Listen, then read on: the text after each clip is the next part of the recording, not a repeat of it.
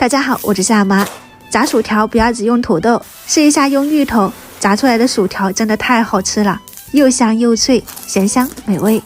先来准备2个荔浦芋头，这个东西看起来不好看，但是吃起来是真香。刮掉外皮后对半切开，然后再把它切成稍微粗一点的厚片，再切成细一点的细条。反正这个规格你看一下，不粗不细就是刚刚好的。因为你如果切得太粗的话呢，炸出来里面是软糯的，不是这种香脆的。起锅，倒入宽油，就是多一点的油，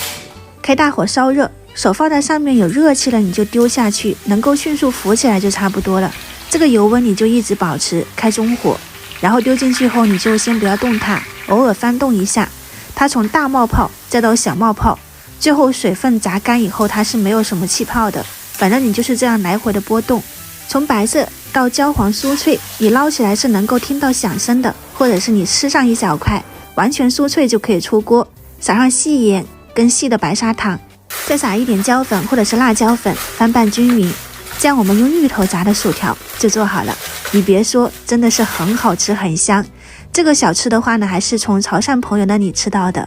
现炸的口感真的就是嘎嘣脆的，越吃越想吃，就是吃多了有点干，你可以配上一杯奶茶。喜欢的话呢，赶紧收藏起来去试一下。我是夏妈，我们下次再见。